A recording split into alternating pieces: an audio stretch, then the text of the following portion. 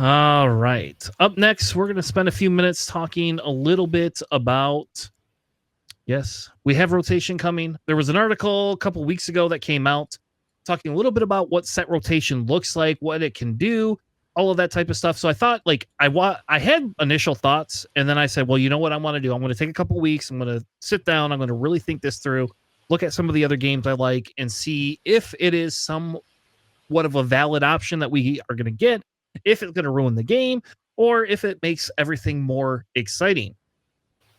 So here's the article. Essentially, what they are doing is they are talking about what they are going to do for adjustments for this, right? So they talk a little bit about, rarity adjustments. They're going to have some differences for the commons and the rares. I don't know if any of that really matters that much, right? Like, I mean, we're going to get more uncommon cards than we were before.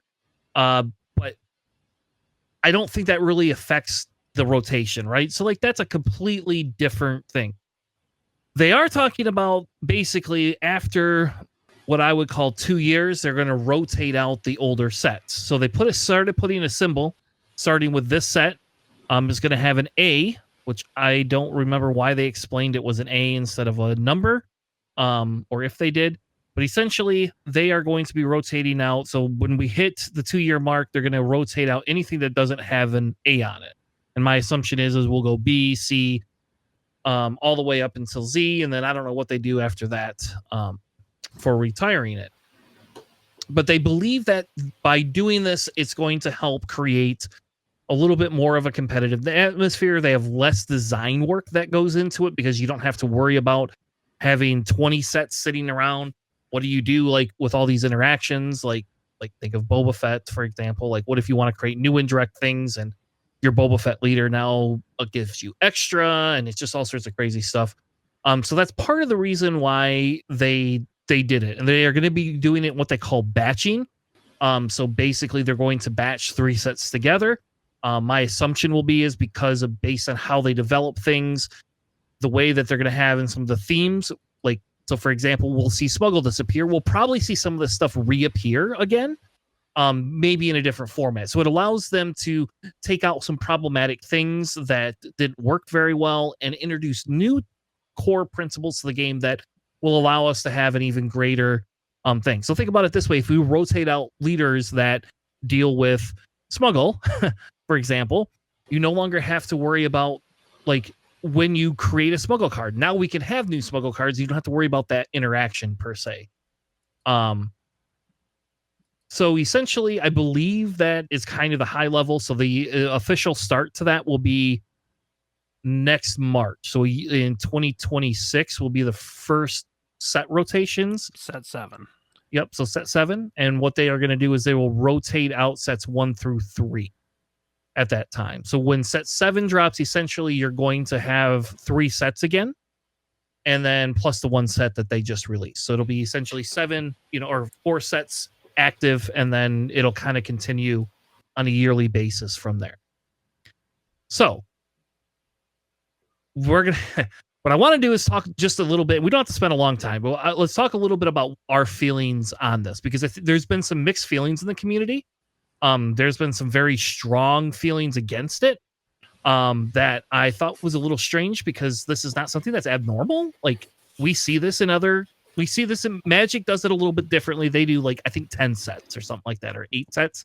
I don't remember what it is. And then they only rotate out a few at a time, but they also release like 4 sets a year or more, maybe even 5 sets a year sometimes. So like, it's a little bit different of a thing, but there was some pushback, and a lot of the people I saw pushing back, a lot of them, it felt like they were from X-Wing. Like some of the guys I saw complaining about it, I was like, oh, I know that guy from X-Wing. And so I wonder if they just feel that it's like they did this to us with X-Wing, but it worked out very well instead of creating a whole new environment to work in, right? Like they went from 1.0 to 2.0 to get rid of the issues they had in 1.0 for X-Wing. This just creates a lot quicker of a culling of something that could be problematic, and then reopens up that design space. So I don't know. What are you guys' thoughts?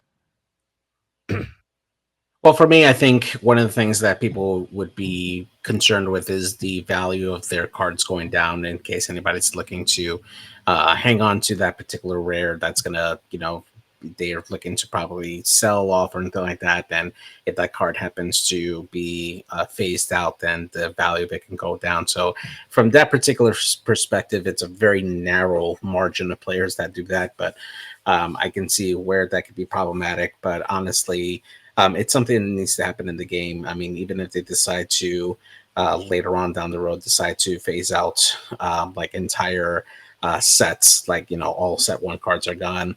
They've done a pretty good job of including multiple copies of those cards into other sets that you can still play. The biggest one is the Mandalorian Fan Fighter that we see both in set 1 and 2.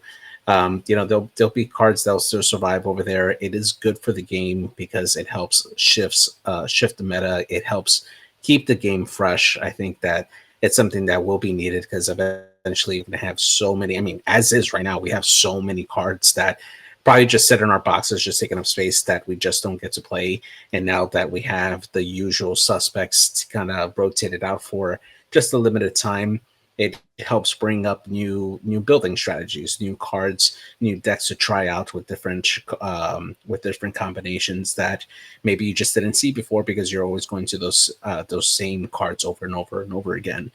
So I think it is healthy for the meta for the rotations to come in. I know as a Hearthstone player, they do that pretty normally with a lot of their cards there as well, where they'll phase out certain sets of cards for just a short period of time. And it's always fun to keep on building new stuff. So overall, I think it's a positive change and something that we knew that was going to be coming down the road with so many cards that they put out every set. So yeah. I mean, they announced that the game was going to have set rotation. Like when they were talking about the game, set rotation super normal in card games. I think the only one that doesn't do it is like Yu-Gi-Oh, but that's like a whole host of massive problems they have to endure every time they release a card. So whatever. Like, I'm glad they're doing it in like chunks of 3, so it's a lot easier. Because if they like release, let's say like set 7 and they only dump the first set of the game, that gets kind of wonky. I like kind of a slow reset. And I think that way also like your every third set you can do could be like a decently powerful set that sets the tone for the next 3, and then you can kind of reset it every time. I mean, it makes sense to me. Like, I don't see why people would complain. Plus, they announced that after like set 7 drops, they're going to have an Eternal format that has all the cards. So if your store wants to run that, you can do that. I don't know if there's going to be organized play around Eternal, but I don't think they ruled it out. So yeah, I think my thing would be is if they are going to create organized play. So like the way that it would work really well is if they offer competitive tournaments with some of that stuff, and that's where like a band curated, like list can work, or somewhat restricted list, and you could just play in a tournament format. Like if they had different prize support than you would get for the other one, I think people would go play that still. Yeah. Like Yeah. You give people something to chase, they're gonna play it. I mean, in Destiny we had that, but they didn't really support the rotated out sets very well. So like they made some really bad cards, and then you would be able to play them with newer cards, and like you could take 6 actions in a turn if you got it right. And it didn't work very well. So hopefully they do something about that, and they support it that way. And I think if they do, like, it's a good thing. And I would say we've already seen the cost of the cards come down. So like if you're using this as an investment opportunity, you're probably investing in the wrong game. Yeah. But I don't think this will kill the game. I don't care what anyone says. I think this will actually help keep the game around longer. Are people actually saying it's going to kill the game? I have not heard any negative feedback. Yeah, that's because you don't have you have no social media presence. Yeah, it's great. Alex, Just saying, like it is a discussion point, and I do think it's a valid conversation to have because it can be a concern. And like, yes, I mean, you think if you spend, I don't know how much you spent, Alex, but like if you spend $300 to $500 a set, that's $1,500 a year that you can't play with after 2 years. So it can be play in one format. Well, if they support the other format. If they don't support it, though, who's good? Like, if your locals don't support, like, I have an X-Wing collection sitting over here that is dead because I have one place that plays X-Wing on Sunday mornings. That's it. So if I want to play X-Wing, I have to get up early on Sundays and go play it. So it is understandable not, like, to be a little concerned about. But as long as they support something, then really, what does it really matter? So, what we're gonna do.